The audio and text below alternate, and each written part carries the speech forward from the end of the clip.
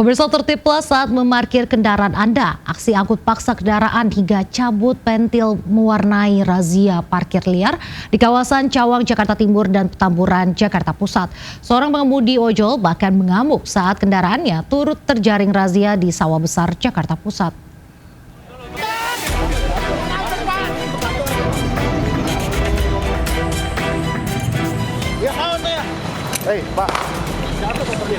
Seorang pengemudi ojek online ini protes saat terjaring razia parkir liar di kawasan Mangga 2 Raya, Sawah Besar, Jakarta Pusat, Rabu siang. Kepungan petugas yang memblokade kendaraannya bahkan membuat pengemudi ojol ini mengamuk dan nyaris terlibat baku hantam dengan petugas. Meski sempat terlibat aksi tarik-menarik, usahanya sia-sia lantaran petugas tetap mengangkut paksa kendaraannya ke atas truk.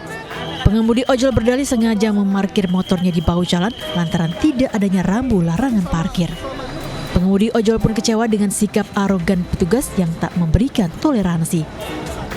Aksi protes razia parkir liar juga terjadi di Jalan Letjen Sutoyo, Cawang, Jakarta Timur, Rabu sore.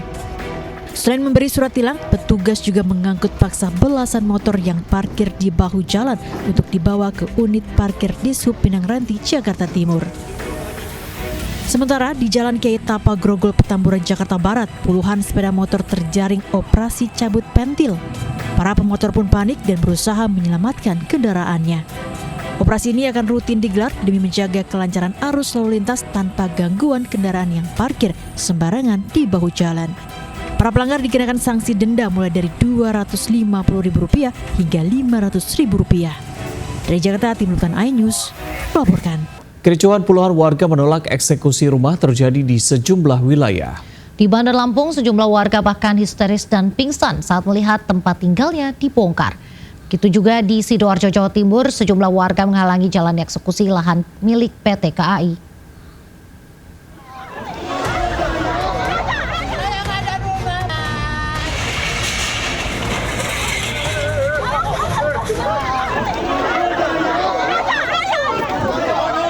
Puluhan warga yang menolak penggusuran ini berupaya mengadang aparat gabungan yang hendak merobohkan rumah mereka. Seorang IRT bahkan histeris memohon petugas untuk tidak melakukan penertiban di Desa Dababalau, Kecamatan Tanjung Bintang, Bandar Lampung, Lampung. Seorang wanita juga jatuh pingsan saat melihat tempat tinggalnya mulai diratakan menggunakan alat berat. Pemprov Lampung mengklaim telah melakukan sosialisasi sejak 2012 lalu saat jumlah bangunan lahan tersebut masih sedikit. Namun seiring waktu, permukiman semakin padat tanpa dokumen kepemilikan yang sah. Sementara warga menilai ada kejanggalan dalam dokumen yang digunakan pemerintah sebagai dasar penggusuran. Pasalnya sejak tahun 1985, tanah tersebut digarap oleh karyawan perusahaan sebelum tiba-tiba muncul klaim dari Pemprov pada tahun 1997 silam. Kita juga beli sini. Oh, beli, Pak? Beli. Oh, beli ada suratnya seperti itu atau? Ya ada suratnya. Oh, suratnya ada. Ya, Pak. Dan kita bikin rumah ini kan pakai duit gitu loh ya. Benar. Bukannya isinya kita gratis sebenarnya. Kericuhan juga terjadi saat proses eksekusi lahan milik PT KAI di Sidoarjo, Jawa Timur. Meski pihak PT KAI sebelumnya telah melakukan sosialisasi, sebagian warga tak terima tempat tinggalnya dieksekusi. Dari 14 warga, 8 orang menerima kompensasi dari PT KAI, sementara 6 lainnya yang memilih tetap tinggal justru berakhir dengan eksekusi lahan. Tim Kontributor iNews melaporkan. Pemirsa, isak tangis mewarnai penggusuran puluhan rumah di kawasan Pulau Gebang, Jakarta Timur, Rabu siang. Warga yang telah tinggal hingga 25 tahun protes karena tak mendapatkan ganti rugi dan hanya direlokasi ke rumah susun Cakung.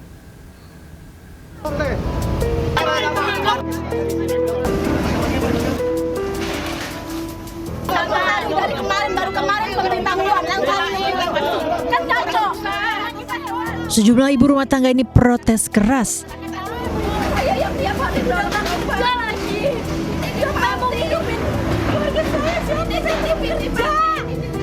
Sejumlah warga lainnya bahkan histeris saat petugas jurusita Pengadilan Negeri melakukan pembongkaran dan penghancuran bangunan lahan milik Perumnas seluas 38.000 meter persegi di Cakung, Jakarta Timur, Rabu siang. 100 juta dengan mengeluarkan hak orang 1,7 miliar. Saya saksi hidup. Warga sini asli. Warga bahkan sempat mengadang ratusan petugas gabungan yang akan mengeksekusi rumah mereka. Diketahui warga membeli lahan tersebut dari seorang mafia tanah dengan harga mulai puluhan juta rupiah hingga ratusan juta rupiah. Seorang warga mengaku bahkan telah tinggal di lahan tersebut selama 25 tahun. Sudah 25 tahun lebih tinggal di sini. Bapak saya dari sebelum ini ada orang di sini. Harapannya apa Mbak pada pemerintah? Saya pengen keadilan doang sih, Bang. Bapak saya sakit. Nggak ada kerjaan lagi, tinggal di mana? Rencananya pasca penertiban, lahan ini akan dibuat untuk perumahan rakyat sesuai program pemerintah membangun 3 juta rumah untuk masyarakat berpenghasilan rendah. Di Jakarta, Rio Manik, iNews melaporkan. Ratusan siswa SMK Negeri 10 Medan kembali berunjuk rasa karena gagal mengikuti seleksi nasional berdasarkan prestasi. Meski pihak panitia sudah memperpanjang pendaftaran beberapa kali, namun di masa perpanjangan tidak ada satupun siswa SMK Negeri 10 Medan yang masuk SNBP.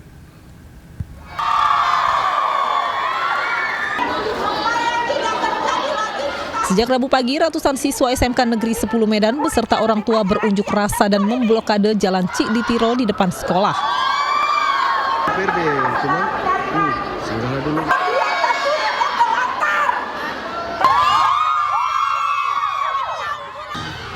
Mereka kecewa 140 siswa gagal mendaftar SNBP meski pihak panitia sudah memperpanjang pendaftaran beberapa kali. Terkait demo, para siswa mengaku sempat diintimidasi melalui pesan berantai akan dipanggil oleh guru bimbingan konseling atau BK.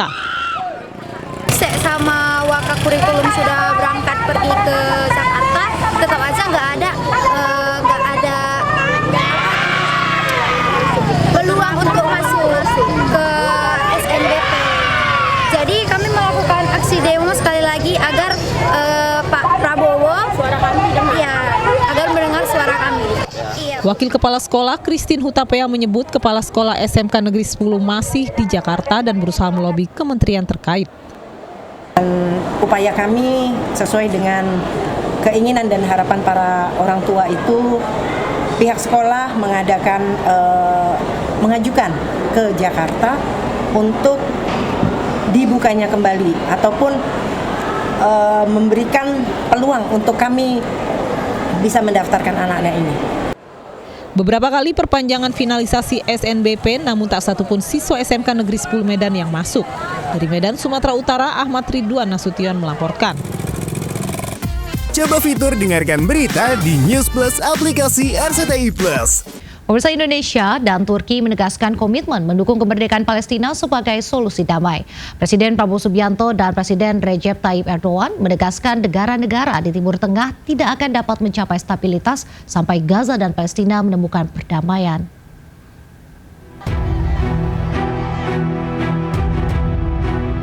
Penandatanganan 13 memorandum kerjasama di Istana Kepresidenan Bogor, Jawa Barat menandai hubungan bilateral yang makin erat antara Indonesia dan Turki. Salah satunya adalah kolaborasi di bidang hubungan internasional. Poin penting kerjasama bidang hubungan internasional kedua negara adalah komitmen membangun kembali jalur Gaza pasca genosida Zionis Israel. Dalam pidatonya, Presiden Prabowo Subianto menegaskan solusi perdamaian di Palestina adalah kemerdekaan bagi Palestina. Kami menegaskan bahwa Indonesia dan Turki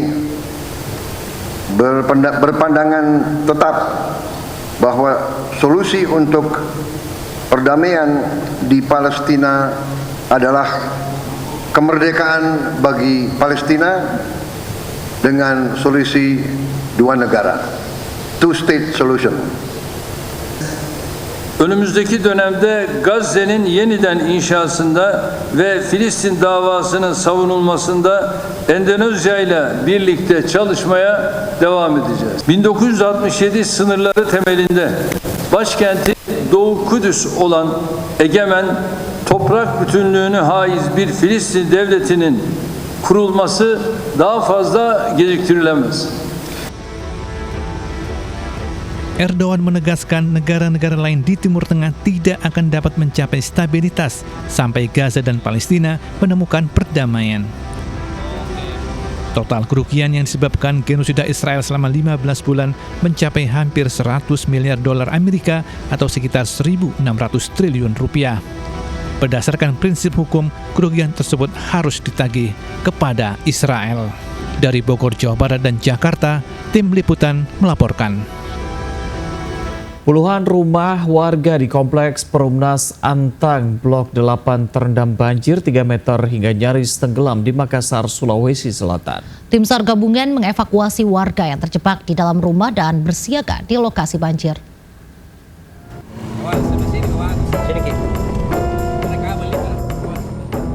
Hujan deras dengan intensitas tinggi mengguyur kota Makassar sejak 3 hari terakhir, membuat puluhan rumah warga di Kompleks Perumahan Antang terendam banjir dengan ketinggian bervariasi. Di Blok 8, ketinggian air naik hingga 3 meter nyaris menenggelamkan rumah warga yang menyisakan bagian atap.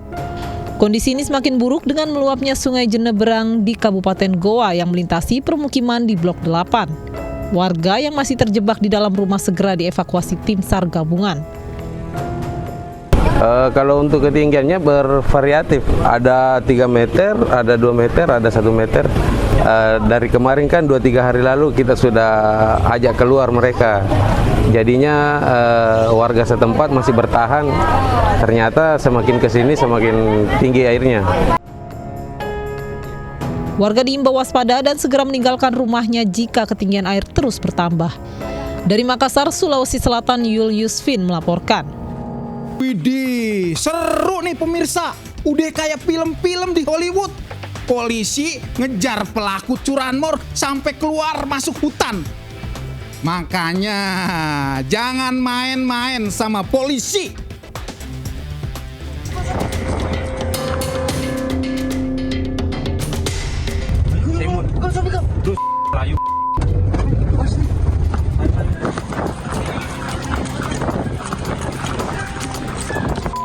Bak di film action, aksi unit Resmob Satreskrim Polres Bangkalan ini mengejar pelaku curanmor MU yang sudah lama buron. Awalnya upaya pengejaran ini nyaris gagal karena pelaku berusaha kabur melalui belakang rumahnya. Pelaku yang larinya cukup gesit ini lari ke kawasan hutan. Meski demikian, polisi berhasil mengepung lokasi dan menangkap pelaku. Alhamdulillah si M ini kami tangkap, kami berusaha amankan. Setelah kami dalami juga, ternyata M ini yang kami kejar merupakan sebuah seorang residivis yang baru keluar 2 tahun yang lalu. Yang bersangkutan sudah 2 kali masuk. Yang pertama kena 4 bulan, yang kedua kena 5 tahun. Yang saat ini nanti coba kita maksimalkan. Tidak hanya melakukan pencurian, pelaku juga menjadi penadah bagi barang-barang curian dari rekan-rekannya. Dari Bangkalan, Madura, Taufik Syahrawi melaporkan. Udah waktunya Pemprov Bali kasih red flag buat negara-negara asing yang warganya suka bikin onar. Udah sering banget bule-bule songong itu aniaya warga setempat. Kayak yang baru kejadian di Beach Club kawasan Kute. 4 satpam luka-luka karena kalah perawakan sama tuh bule. Kalau aneh di situ, aneh piting 1. Nyampe kagak ya?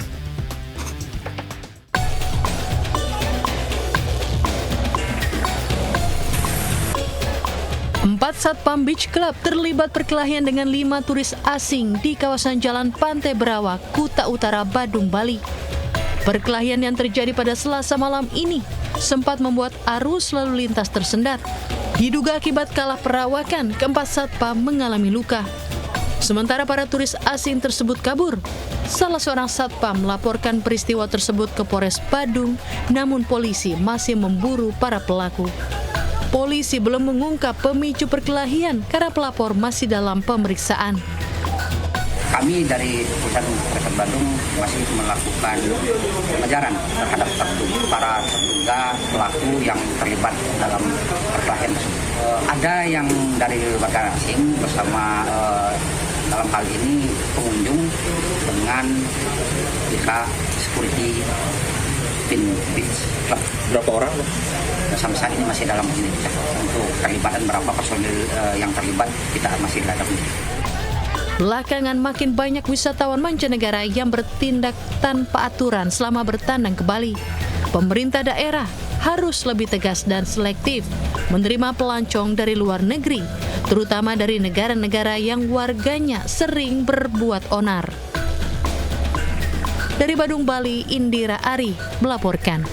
Arif Nugroho, tersangka pembunuhan wanita di bawah umur yang dicekoki minuman keras serta narkoba, menjalani pelimpahan kasus tahap kedua. Anak bos Prodia tersebut akan segera menjalani sidang tewasnya korban.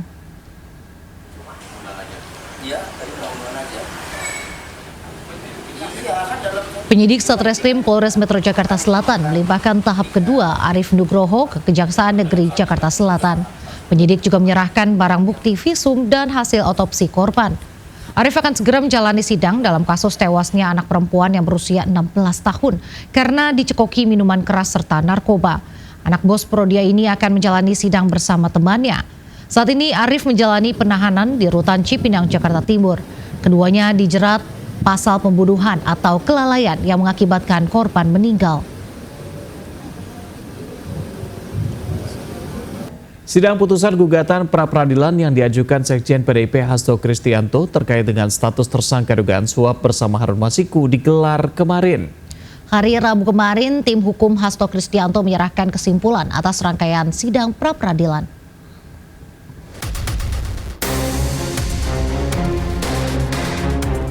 Sekretaris Jenderal PDIP Hasto Kristianto mengaku siap menerima apapun putusan sidang pra-peradilan yang akan dibacakan hari ini. Hasto mengaku taat hukum, lalu bicara sikap politiknya dan menyinggung penyalahgunaan hukum. Hasto meyakini dirinya ditetapkan sebagai tersangka tanpa prosedur yang benar. Mengklaim hal itu terlihat dari keterangan ahli yang dihadirkan pihaknya. Optimis terhadap putusan pra-peradilan, berpegang pada prinsip kemanusiaan hingga ketuhanan. Keputusannya kami akan hormati, kami percayakan sepenuhnya kepada hakim yang kami percaya akan mencari keadilan itu. Sebagai warga PDI Perjuangan, tentu kami siap menerima segala konsekuensi, tetapi sikap politik saya adalah berjuang bagi tegaknya demokrasi.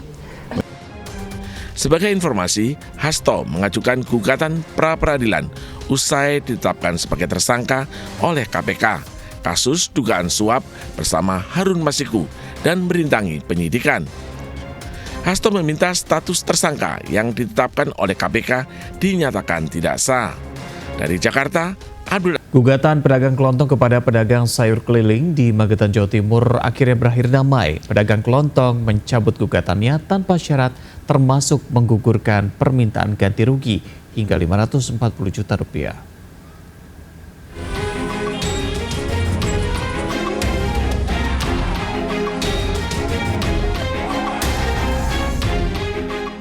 Sidang mediasi yang digelar Pengadilan Negeri Magetan, Jawa Timur berbuah manis. Penggugat Bitner Sianturi bersedia berdamai mencabut gugatannya. Bitner Sianturi, seorang pedagang kelontong, menggugat tukang sayur keliling yang mangkal di sekitar tokonya di Desa Pesu, Kecamatan Mauspati, Magetan. Gugatan dilayangkan pada 2 orang tukang sayur keliling, juga kepala Desa Pesu dan 2 perangkat desa. Nilai gugatan cukup besar, 540 juta rupiah atas kerugian yang diderita selama 5 tahun. Alasannya kemaslahatan orang banyak, katanya beliau-beliau. Ada syarat nggak, Mas? Dalam? Ada persyaratan? Persyaratannya ada? Nggak ada persyaratan. Kembali ke hati nurani masing-masing aja lah. Jadi tidak ada sidang seperti yang sudah berjalan? Nggak ada, itu hanya framing aja itu. Jadi semuanya semua kondusif. Tadi kembali ke kemaslahatan orang banyak seperti itu. Kasus ini menyita perhatian publik. Pedagang kelontong Bitner Sianturi melayangkan gugatan perdata karena merasa tokonya sepi akibat keberadaan 2 tukang sayur keliling. Gugatan ini juga mengundang reaksi kepedulian. Ratusan tukang sayur keliling berunjuk rasa di Pengadilan Negeri Magetan pekan lalu. Dari Magetan, Jawa Timur, Asfi Manar melaporkan. Direktur Utama RRI Saleh Partaunan Daulay dan Dirut TVRI Iman Brotoseno memastikan tidak ada lagi pemotongan honor pegawai, khususnya para kontributor. Saleh dan Iman juga memastikan tak ada lagi pemecatan pegawai dari TVRI dan RRI usai adanya rekonstruksi efisiensi anggaran 2025. Ya, ini bersyukur kita sudah ada pengurangan pemblokiran sebagaimana yang disampaikan oleh Pak Ketua Komisi 7. Per hari ini juga kalau kami tadi malam sudah kirim, ini sudah solve semuanya. Kontri kami itu 979 total loh ya, tetapi yang bermasalah nggak sampai, paling hanya 10-20 ya, nggak sampai gitu. Kembalikan semuanya, nggak ada. Nah, namanya honor ya, nggak ada gaji. Karena kalau namanya kontributor itu dibayar berdasarkan per item. Setelah rapat RTP ini tidak ada lagi semacam perumahan atau pengurangan honor dan hal-hal yang berkaitan dengan penghasilan dari kontributor di daerah. Jadi kami setuju dan sepakat. Pemirsa, pagu anggaran Otorita IKN tahun 2025 mengalami pemangkasan anggaran atau efisiensi sebesar 1,15 triliun rupiah. Sebelum efisiensi pagu awal Otorita IKN pada 2025 sebesar 6,39 triliun rupiah turun menjadi 5,24 triliun rupiah. Akibatnya sejumlah program Otorita IKN termasuk perjalanan dinas ikut terdampak.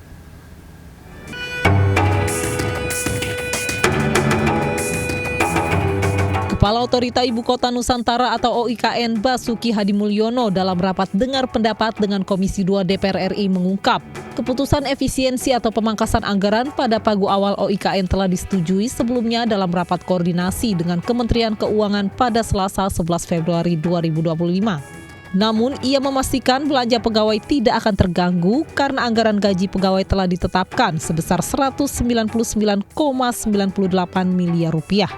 Adapun pemangkasan pagu anggaran akan berdampak pada biaya perjalanan dinas, alat perkantoran, belanja pemeliharaan, bantuan pemerintah, pembangunan infrastruktur, serta kegiatan seremonial.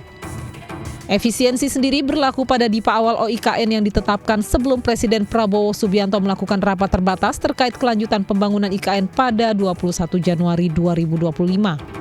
Di mana saat itu Presiden menyetujui penambahan anggaran IKN menjadi 48,8 triliun rupiah.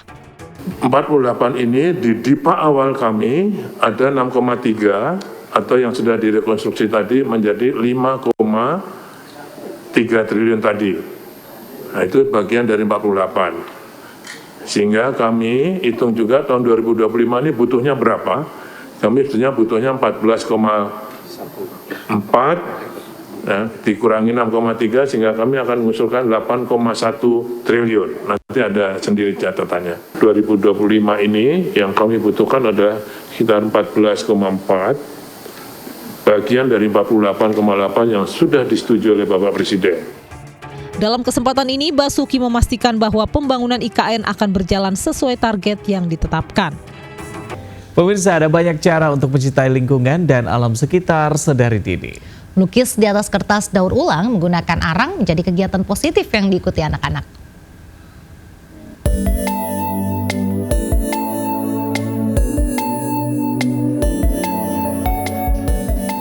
Inilah proses membuat daur ulang kertas yang dilakukan puluhan peserta dalam workshop dengan tema Mari Kita Buat Bumi Tersenyum. Mulai dari mengumpulkan kertas bekas, menghaluskannya dengan blender, hingga mencetak dan menjemurnya di bawah terik sinar matahari.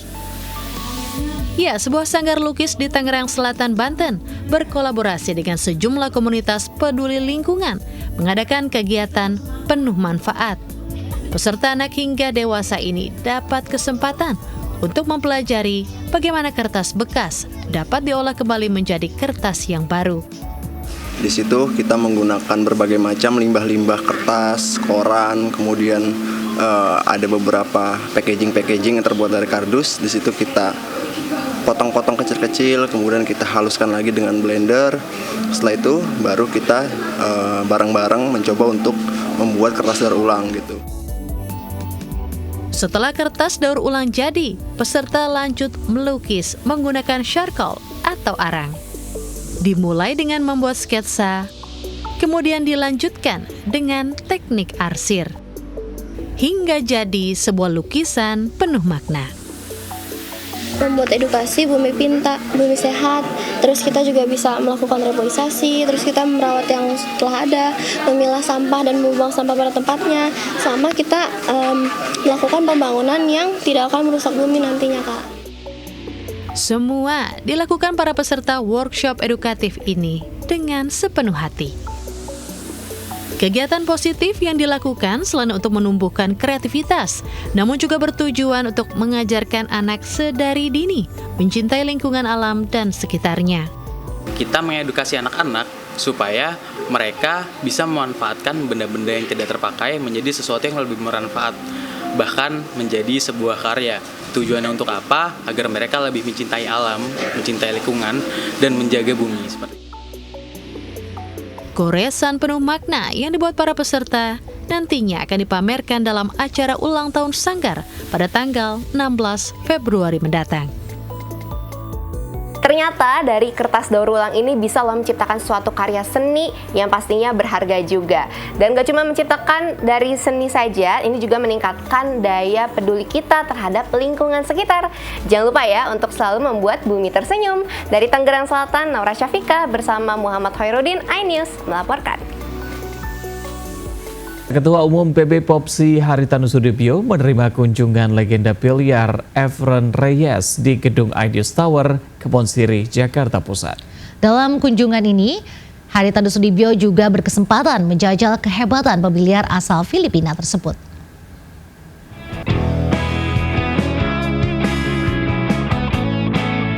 Berlokasi di Pro Billiard Center, Gedung iNews Tower, Kebon Sirih, Jakarta Pusat, Ketua Umum PB Popsi Haritanu Sudibyo bertanding biliar bersama legenda atlet biliar internasional asal Filipina, Efren Reyes.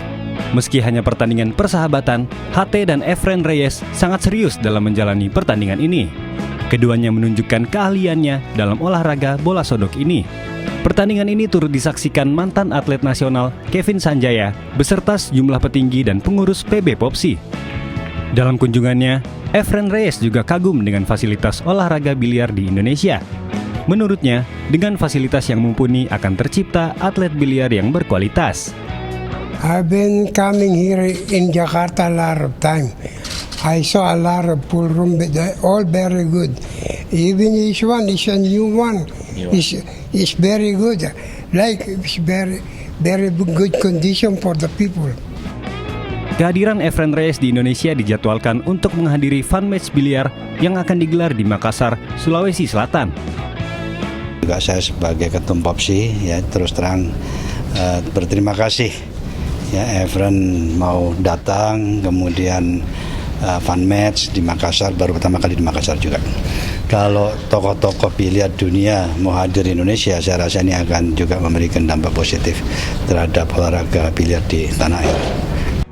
PB Popsi berharap kedatangan Efren Reyes ke Indonesia turut memberikan dampak positif terhadap perkembangan industri olahraga biliar di Indonesia. Dari Jakarta, Aulina Yasa, Seto Protomo, iNews melaporkan. Pemirsa, Kamar Dagang dan Industri atau Kadin Jawa Timur menggelar musyawarah provinsi ke-8 di Surabaya. Musyawarah provinsi digelar sebagai sarana konsolidasi sekaligus untuk mendukung dan meningkatkan perekonomian di Jawa Timur.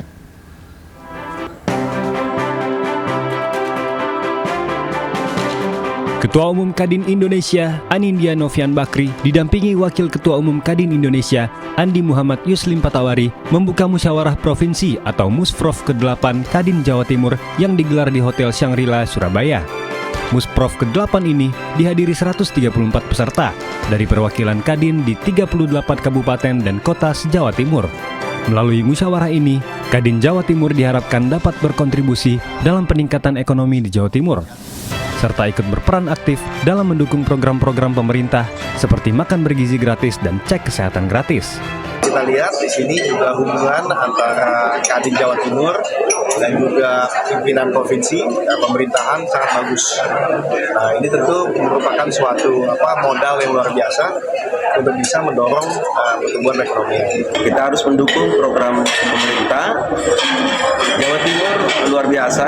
Jawa Timur adalah provinsi penyuplai kurang lebih 18 provinsi wilayah timur. Jawa Timur adalah pintu gerbang Indonesia Timur.